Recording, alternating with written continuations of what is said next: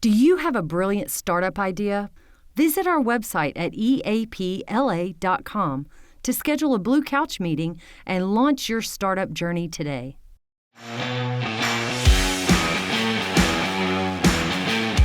All right, welcome back to On The Cusp. I'm lucky to have Matt Snyder back with me. Thanks, Dave. Again for another episode. And today I'm really excited about this episode because I've got Molly and Collin from Neu Aviation with us today. And something really big just happened for you guys, right? Yeah. What was that? So we just won the Central Southern Region's top flight school from AOPA. That's big. We are the one of the top 6 schools in the nation. Right here in Shreveport. That's awesome. And y'all are at the downtown airport. Yes. The downtown airport has always, to me, been like a hidden gem that people don't realize how special and important it really is. I think we're lucky to have the downtown airport and definitely to have a world-class flight school out there. How long have y'all been doing this? 3 years. 3 years. Okay. So tell us about the journey to decide that you're going to open a flight school. I mean, that sounds crazy, you know? Never intended to have a flight school. Okay. I got out of the Air Force in 2022, and finished up on my civilian ratings, and started doing some independent instructing out at downtown airport. Going to hop on the airline bandwagon like everyone else was back then with the post-COVID hiring frenzies. And pretty quickly went from just me and a plane we were renting from another guy to we bought a plane. Then we hired an instructor, and all of a sudden we bought a second plane. And just kind of morphed from there to, I think in the first year we'd owned 2 planes and had 2 or 3 instructors on the pay scale. Oh my gosh. Well, so you're really pretty big. How many planes do y'all have now? We currently have 8 total airplanes. So we have 6 172s, which is our primary trainer. We have a 182 that we use for high performance and cross-country flying. And we have a 1958 Beechcraft Traveler that we use for multi-engine training. Oh, wow. And per day, how many students on the average do y'all have coming out there and actually taking lessons? At our peak flying times, we'll be running about 100 students at any one time. Wow. We'll fly upwards of either in between 20 and 30 flights in a day in our peak. How many hours does somebody need to become a licensed pilot? Like, how much training does that take? Like, Are you ready to sign up? yeah, I am. All right, I got let's so go. many questions here. We should be doing this in the plane. Yeah. It'd be way cooler. Is that the way you sell it? You take them Yeah, up? yeah, and that they is how ask we you- sell it. Yeah, Oh. discovery flight. Yeah. Come on. Yeah, it all starts with one flight. For their private. Can we do an episode in the air? Yes. Yeah. Okay. You do Yeah, one give at us- Metro and one with us. You could do the helicopter Yeah. and plane. Yeah, we can rig That'd up be the cool. cameras. We can mics. Yes. Well, you know what? I got some bad advice. Okay, when I went to school on the Army ROTC scholarship. Oh, cool. Okay, Yeah, that was bad advice. in Monroe. Oh, yeah. We were both Air Force, so. Okay. Well, when I went there, I didn't know what I was going to major in, and I said, "Well, I'm going to major in aviation. You're going to pay for my flight school and everything with the ROTC scholarship." And the professor of military science said, "That's a terrible idea." Okay. They RIF pilots all the time in the Army, and it's all going to be rotary wing. You don't want to do that. You won't have a career. Well, I didn't know anything, and I listened to him. Okay. He was wrong. And I ended up, He was very wrong. a Yeah. cavalry You have officer. his name? Okay. Yeah. Yes, I do, because I looked Yeah. at my contract. Okay, from 1980. Okay, and I've always looked back at that and go, man, that was horrible advice. Okay. Back then. So what back to you guys, okay? Hey, have you ever thought about taking a flight lesson or flying? It's right here in Shreveport. And most people don't even realize that. Yeah, so can- where are y'all from? The military brought you Yeah, here. you can't tell we're not from Louisiana. Yeah. I'm from Washington State, and he's from Idaho. Cool. And so y'all were at Barksdale. Yeah, Yep. well, yeah, we were at Barksdale, then we were at Minot, and we came back to Barksdale, but yeah, we were both active duty. Oh my gosh. Okay, cool. And so, I mean, growing up, if somebody would have told you you're going to run a flight school in Shreveport, Louisiana, I mean, that has to be pretty. I would ask you where Shreveport is. I'd say that's not possible. Yeah. So tell us, I want to ask you about your business, but I have so many questions just about like aviation and the downtown airport and all that. So let's just talk about opening the business, being at the downtown airport, the customer base. I mean, are there more people looking to learn to fly than you thought there were? What? Oh yeah. When we started this, I thought maybe I'd get lucky if we had like 4 or 5 students to keep me busy in the first year. Right. At least enough to be like, hey, I can at least fly like once every couple of days. And I think within the first 2 or 3 months, I had my schedule full. I was flying 5 flights a day, 5 days a week. We had 12 or 14 students immediately, and we kept getting phone calls coming in. I think we're still probably almost every single day getting phone calls, people interested, wanting to start, just having questions about it. Now, you said peak. What is your peak period when you have the most? The summer? Late spring, summer. Yeah. That's when we really flying. The weather's really good. Everyone wants to get out and But start now's flying. the time if you really want to go out and figure out where you really want to do it. Now's the month to go out there and schedule something. Yep. Yeah, especially we get a lot of calls from parents whose child, 17, 18-year-old is interested in going into aviation, wants to be a commercial pilot. Now's a great time to get into it because we have a ground school program. They can finish all their requirements for their written, and then in the summer, knock out all the flying and be done with their private pilot's license before they start school back up again in the fall. So we do get a lot of high school juniors and seniors that will try to come in during the summer and get it done before they go off to college. So let's go back. How much time and what is a cost, just a general idea of a cost for one of these kids, someone wanting to learn to fly with So you? it's generally, the FAA minimum is 40 hours of flight training for your private. That is the minimum. Normally we're seeing between 50 and 60 hours, which is about the national average is around 60 to 70 hours total flight training. Cost-wise, depends on how much you're flying and how often you're able to fly. We can probably get it down as low as about $12,000 for that private. Generally, though, we're probably in the $15,000, a little bit more than that ballpark. So you have 40 to 60 hours of like in-air flight. How much time is there? I mean, is it all done in flight or is there schooling like? There's ground school along with it. We're a Part 61 operation. There's 2 different flight schools out there, Part 61, Part 141. Part 141 is your normally associated with like a 4-year program at a university, like Law Tech. Part 61 is more, they say it's not accredited. It's not like a school not being accredited. It's just everything we train to and you get from us is the exact same you get from a 141. We just don't have as much oversight from the FAA. We have a little more leniency in our training too. Hey, if we're on lesson 10 and you're struggling with it, I don't have to write a deficiency report and going, hey, we have to repeat lesson number 10. We can just repeat it till you get it. How many people that you're training are truly thinking they're going to own a plane, fly a lot, or work in that industry? And how many are like more hobby, I want to learn just to learn how to fly? I think it's about 50-50. Yeah, I think it's a pretty good even split between the recreational hobbyist and the, hey, I want to do this as a career, either a brand new high school student that's seeing all the airline stuff out there, like, man, that looks cool. Yeah. Or, hey, I just want to transition from this career to I want to try flying. So it's been an interesting split. And so when someone graduates from your school, what kind of planes are they certified or licensed to fly at that point?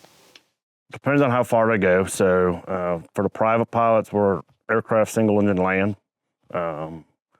So really, that's a lot of airplanes out there that could go fly with some limitations. If they go all the way through their commercial, get their multi, that opens the doors to be able to fly planes with more than one engine. The commercial is the big one that everyone, if they're going into this career, they need the commercial because that's the only way you can start legally making money. Let me just jump in for a second because people that don't fly every day don't necessarily know that there's different ratings and certificates. So everyone starts off at the same level, getting your private pilot's license. Okay. Private pilot is your minimum to go fly an airplane. Basically, you can fly with yourself. Yep, you can Or go fly. passengers. Yeah, you can have a Can't passenger. be paid, though. Yep, you can't go in the clouds. So you have to have a nice weather day. But private pilot, that's the first step. Everyone goes and gets their private pilot license. The next step would be getting your instrument rating. So you go fly in the clouds, right? So that'd be your next rating. And then beyond that would be your commercial. So when he's talking about getting your commercial license, people that want to do additional things or they want to go and be commercial airline pilots, that's the next level. Multi-engine, plane that has more than one engine would be another rating. And then we also do certified flight instructor and instrument instructor, multi-engine instructor. So we can do all of it. Wow.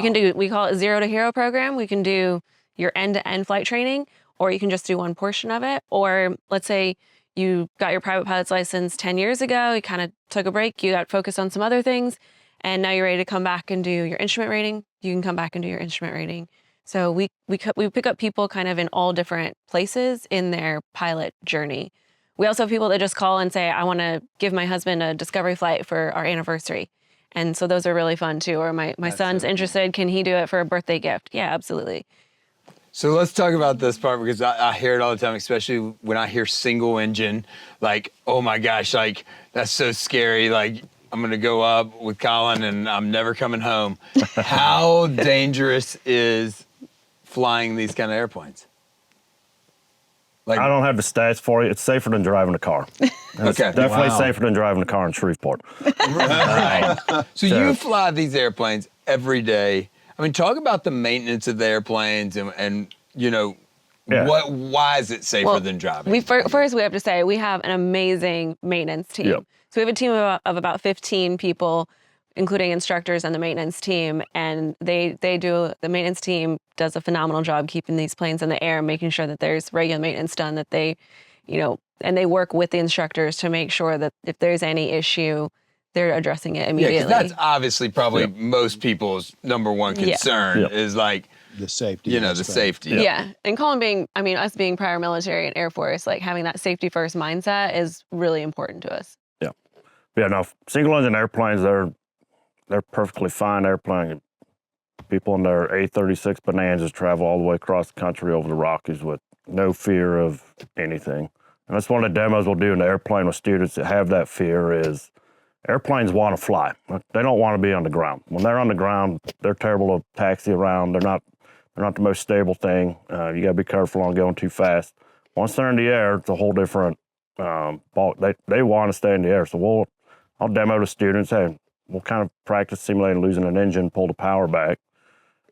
You'll find out. Colin, I would freak out. You'll find out the wings. Colin, I was thinking we were going up soon. You may have just lost me for a moment. You're not going up by yourself. Yeah, we'll figure it out. There's a lot of grass out there. So far, he's come down every time. We don't turn the engine all the way. I don't let you see the prop just stop. Okay. If you want to see that, we'll go take you up in the multi-engine because we do practice shutting down an engine all the way in the multi-engine. Oh my God. But I can't imagine. Back to your entrepreneurial journey, y'all decided, to do this. It really grew fast. So who really makes the decisions in here? This is a family business, husband-wife team. Who makes the decisions? I spend the money. You spend the money. Yeah, he comes up with the ideas and I find the ways to pay for it. Okay. That's All right. awesome. So you really have the say. Okay, yes, no. Yes. On that. And I have to bring that up because a lot of people have partners and I always tell them, hey, make sure you know how you make decisions. Okay. So how has the downtown airport and Shreveport in general been to work with? I mean, and be honest, and we like to talk about things as like, how we get better. I'm big on, there's a lot of podcasts and there's a lot of conversations where everybody fluffs everything up and everything's great. I don't think that really gets you much better. Let's talk about, like, you opened a business at the downtown airport. Not many people have done that in the last 30 years. Let's talk about it. So I think we started this in the middle of the airport authority was under a pretty major lawsuit with the leases going on over there. I think a lot of people thought I was pretty crazy trying to buy a hangar in the middle of this lawsuit. The hangar owners were they pretty had angry. Multiple, I think 3 or 4 hangar owners called the city's bluff and tore their hangars down and moved them to different airports around the area. I think the new head of the airport authority kind of got handed this problem. Yeah. And we've had multiple meetings with him, and easy to work with. Yeah, I mean, I think he's people trying to do. Yeah, He's like, people I'm are not here thrilled to- with what's happening at regional. I Yeah. think like it looks so much better. Oh yeah, yeah. I think he came around. I think he was really like, I didn't create this problem. How do we try to fix it? So I think at the beginning, middle of last year, the lawsuit finally got settled, and it went in favor a lot more back to the operators at the airport. That dust has been settled. All the new leases are going out there that I think most people are happy with now. That's made life a lot easier for folks deciding if they're going to lease a hangar space or not. That was really the biggest issue. The operating out of the airport is great. We got a really good relationship with the air traffic control folks up in the tower. I generally call them like once or twice a week, going, "Hey, my students do anything dumb this week that I need to know so we can address it with the instructors and the students." And Norman's like, "No, they're doing pretty good. They're doing what students do, but nothing dangerous or unsafe." Facility, I mean, we don't have to do a lot with anything with facilities. We worked a deal with the city to be able to renovate our new office space in the terminal, which has been awesome. It's where we So actually. you're inside the terminal there, right where Yep. the simulators. Oh, that's great. Yep. Yeah, so we have our own so we have our simulator own as well. space. We got our own simulator in there. A large classroom. I will say you mentioned the Shreveport downtown airport, and it is kind of an iconic building. It really has is. kind of this 1970s era vibe. It would be really cool to see some more investment in that facility and just It's Shreveport's original terminal. Like that Yeah. was the original. Yeah, it is a airport. very cool building. I really So- wish people knew, like, and that's why I keep going there because, like, it's a special thing. And I Yeah. think for a city our size to have as good of a private airport as it is probably Yeah, and you pretty see, rare. I mean, Collin they fly into all the other little airports around here, and you see other places like Minden where they just have really, really nice facilities. And I don't think it would take that much to make the Shreveport downtown airport kind of breathe some more life into it. I Right. mean, where they're trying to do that, but I think it would definitely help, especially, there's so many people that are interested in aviation. There's a really cool little cafe there, the Sky Grill. Highly recommend you go there for lunch sometime if you haven't. But we've got Barksdale there, all these people that want to come and support aviation in the region. It's cool how it sets right Yeah. on the river. It I is. think Yeah. it's in a cool location. I mean, I'm Yeah, sure it's when- only minutes from downtown. Yeah. I think Yeah. a lot of major cities this size would die to have that airport where it is with. I think so too. And what's the biggest aircraft you can land on that runway? It's pretty big. They can get some big jets in there. I think the biggest jet I've seen in there is a Gulfstream 5. So how many people that like are traveling in, whether it's a celebrity doing a concert or whatever, are those coming to downtown airport or most of those going to regional? Like, I think a lot of them are going into regional. The downtown airport, I think, the casinos, I think, used to have a lot of charters going into there because they still do. You'll see the Margaritaville van and stuff show up and pick up Right. passengers probably on a weekly basis almost.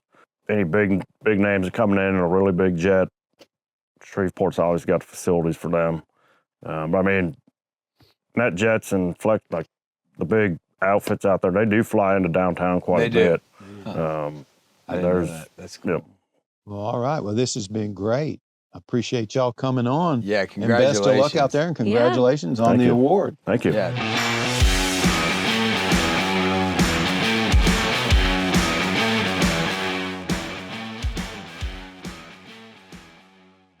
Enjoy the podcast?